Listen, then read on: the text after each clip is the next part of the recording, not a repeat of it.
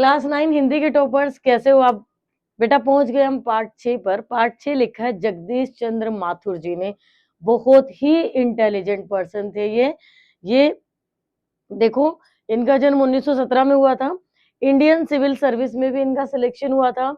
आकाशवाणी के महासचिव थे, बिहार राज्य के शिक्षा सचिव थे और बहुत सारे प्रशासनिक पदों पर बड़े लेवल पर काम करते हुए उन्होंने अपनी रचनाएं जारी रखी। इनका जन्म 1917 का है और 1978 में उनका निधन हो गया, लगभग 61 साल में। ठीक है, अब यहाँ इसके बीच में इन्होंने बहुत सारी एकांकियां लिखी, रचनाएं लिखी, जिसमें से रीढ़ की हड्डी आपके सिलेबस में है। रीढ़ की हड्डी बेटा भारतीय समाज की विवाह की परंपरा के लिए है। यहाँ कुछ पात्र दिए गए हैं तो हम दिखाएंगे। ये एकांकी 1939 में लिखी गई थी। तो 1939 में भारतीय समाज में शिक्षा का अवसर स्त्रियों को उतना नहीं मिलता था। आपके स्कूल में लड़के भी हैं, लड़कियां भी हैं, बट ये बात 1939 के, जहां लड़कियों को इतना ज्यादा मौका नहीं मिलता था। तो हम 1939 के भारत को पढ़ेंगे कि यहाँ की विवाह के लिए कम पढ़ी लिखी लड़कियों की ही मांग की जाती थी। ज्यादा पढ़ी लिखी लड़कियों को विवाह के लिए उचित नहीं समझा जाता था। क्यों नहीं समझा जाता था? कि वो अपने अधिकारों के लिए मांग उठाएंगी या जो भी उस वक्त की सोच रही होगी। विवाह में लेन देन जैसी सामाजिक कुरीतियों को भी हमने यहाँ बताया है। और एकांकी का मुख्य पात्र जो है ना बेटा, मेन हीरो जो है वो उमा है, जो एक मजबूत पढ़ी लिखी लड़की है।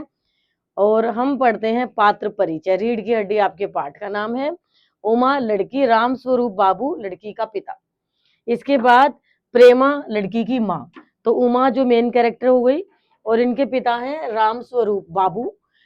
प्रेमा उनकी माँ है, शंकर उनका लड़का है और गोपाल प्रसाद लड़के के पिता, जो लड़का इनके लिए शादी के लिए देखा गया, उसके पिता हैं गोपाल प्रसाद। फिर रतन राम स्वरूप का घरेलू सहायक। राम स्वरूप कौन? लड़की के पिता। तो जल्दी जल्दी पढ़ लेते हैं। पाठ पढ़ाने के लिए के पीछे मेरा पर्पज है बेटा कि आप अपनी बुक खोलो, साथ साथ वर्ड्स देखो, मेरी आवाज सुनो, पर आपकी आंखें अपनी किताब में होनी चाहिए। स्मार्ट बोर्ड से पढ़ोगे तो इतनी जल्दी याद नहीं रहेगा। शब्दों को लिखने में मात्रा की गलतियां होंगी। मात्रा की गलतियों से बचने का एक ही तरीका है, हाथ में पेंसिल लो, अपनी किताब खोलो, मेरी आवाज आपके कान में होनी चाहिए और जो शब्द मैं बोल रही हूँ वो आप अपनी किताब में उस वक्त पढ़ेंगे, तो प्रोनाउंसिएशन आपके लिए इजी हो जाएगी। मामूली तरह से सजा हुआ एक कमरा, अंदर के दरवाजे से आते हुए जिन महाशय की पीठ नजर आ रही है वे अधेड़ उम्र के मालूम होते हैं। अधेड़ मतलब 35, 40, 45। एक तख्त को पकड़े हुए पीछे की ओर चलते चलते कमरे में आते हैं। तख्त का दूसरा सिरा रतन ने पकड़ रखा है। बाबू, अरे धीरे धीरे चल, अब तख्त को इधर मोड़ दे, उधर, बस बस। तख्त के रखे जाने की आवाज आती है। रतन पूछता है, बिछा दे साहब। देखो रतन कौन है? जो राम स्वरूप का घरेलू सहायक है। बिछा दे साहब। बाबू जरा तेज आवाज में, और क्या करेगा? परमात्मा की यहाँ अकल बढ़ रही थी, तू देर से पहुंचा था क्या? अपने सहायक को ऐसा बोला। बिछा दू साहब। और ये पसीना किस लिए बहाया है? तख्त बिछाता है। ही। रतन हंस देता है। बाबू, हंसता क्यों है? अरे हमने भी जवानी में कसरतें की हैं, कलशों से नहाता था लोटों की तरह। यह तख्त क्या चीज है? मतलब सीधा मैं मटके से पानी डालता था, कलश मटका, जैसे तुम लोटे से पानी डालते हो ऐसे मैं पूरा मटका उठा के पानी डालता था। अपनी ताकत बता रहे हैं वो। यह तख्त क्या चीज है? इसे सीधा कर, यो, हाँ बस। और सुन, बहू जी से दरी मांग ला इसमें बिछाने के लिए, इसके ऊपर बिछाने के लिए चद्दर भी। कल जो कपड़े धोने वाले के यहाँ से आई है वही। रतन जाता है। बाबू साहब इस बीच में मेज पोस्ट ठीक करते हैं, मेज के ऊपर जो कवर बिछा रखा था। एक झाड़न से गुलदस्ते को साफ करते हैं। कुर्सियों पर भी दो चार हाथ लगाते हैं साफ करने के लिए। सहसा घर की मालकिन प्रेमा का आना। प्रेमा जो उमा की माँ है वो आ गई।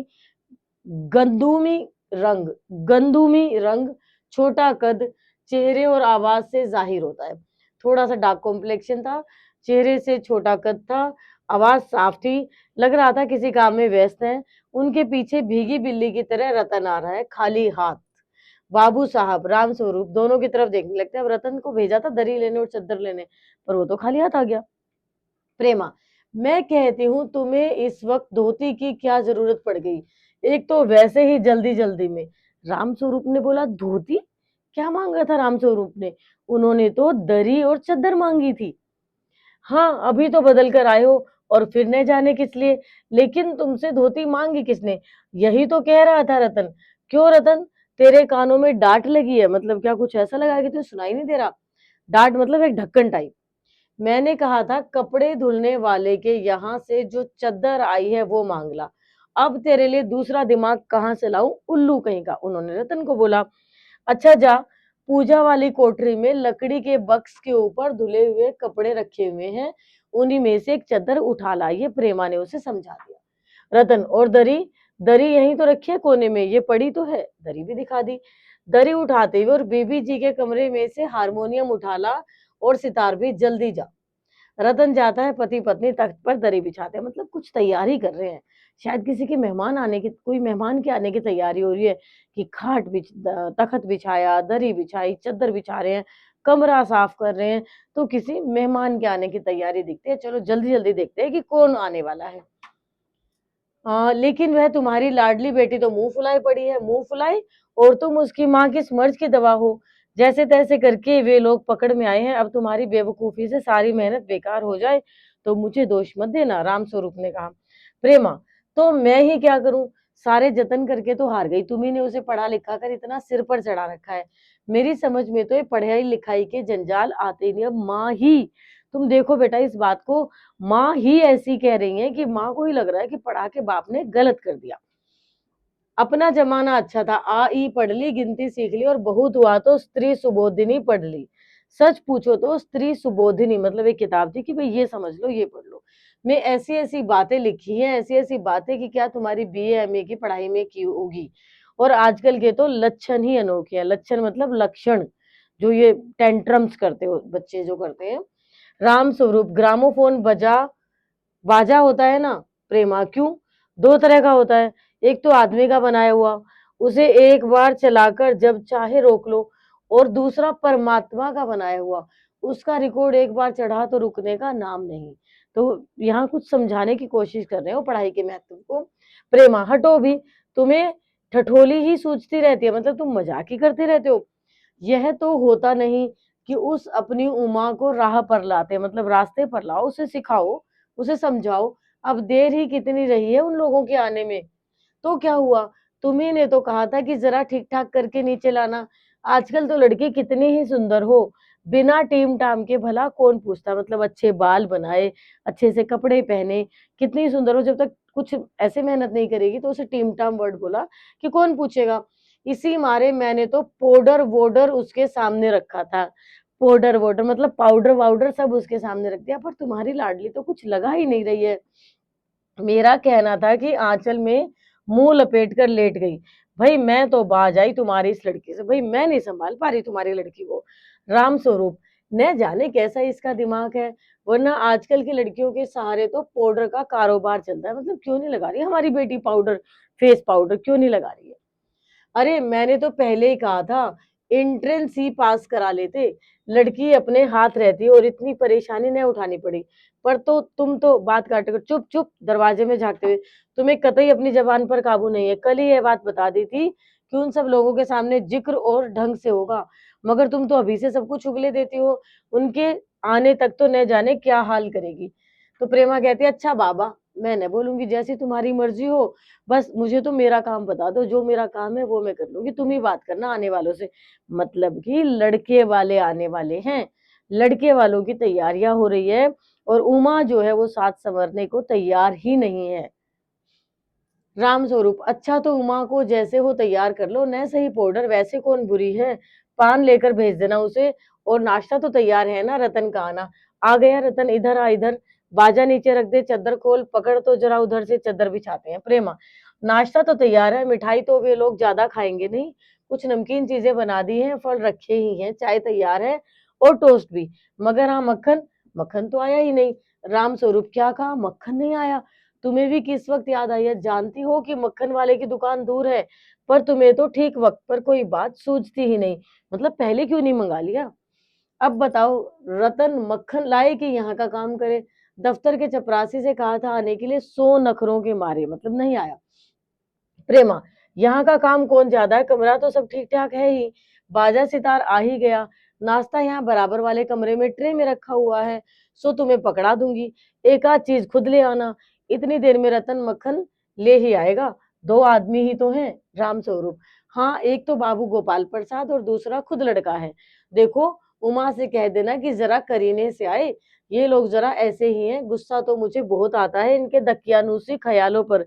मतलब देखो राम स्वरूप को उनके ख्यालों पर गुस्सा आता है, लेकिन फिर भी वहां शादी करने को तैयार है कि किसी तरीके से बात बन जाए।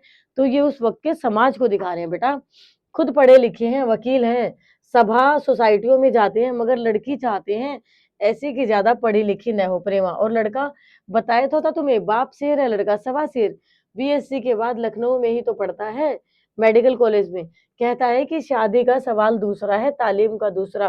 क्या करूं, मजबूरी है, मतलब अपना है, वरना इन लड़कों और इनके बापों को तो ऐसी कोरी कोरी सुनाता कि ये भी मतलब इतनी खरी खोटी सुनाता।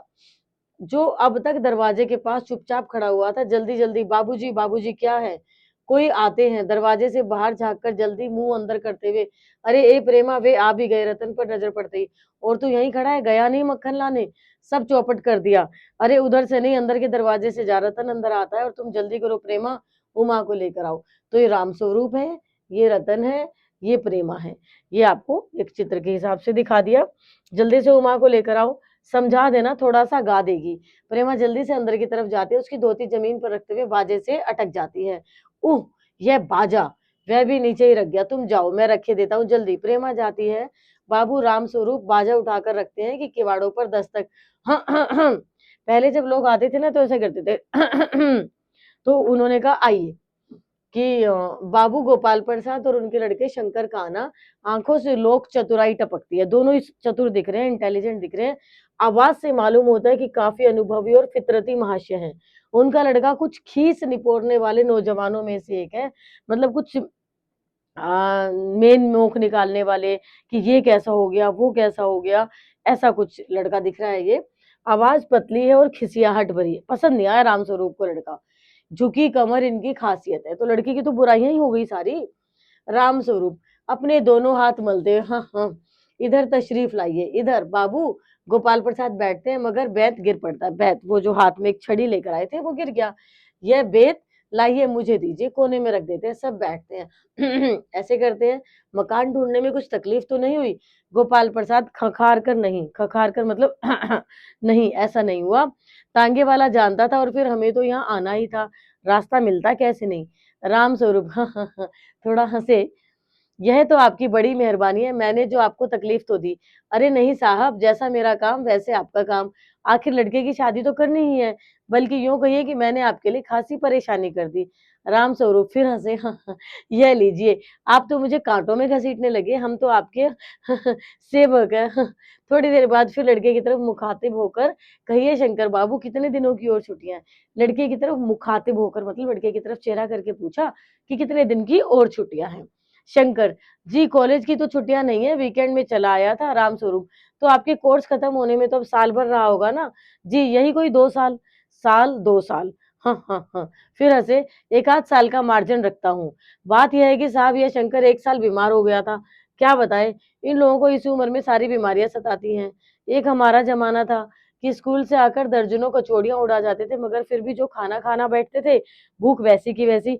मतलब यहाँ बताया कि लड़का 1 साल फेल हो गया था, इसलिए कोर्स पूरा होने में 1 साल और लगेगा। जनाब ये हाल था कि 4 पैसों में ढेर सी बलाई आती थी, और अकेले 2 आने की हजम करने की ताकत थी। अकेले, और अब तो बहुतेरे खेल वगैरह भी होते हैं स्कूलों में। तब न कोई वॉलीबॉल जानता था, न टेनिस, न बैडमिंटन, बस कभी हॉकी या कभी क्रिकेट कुछ लोग खेला करते थे। मगर क्या मजाल कि कोई कह जाए कि यह लड़का कमजोर है।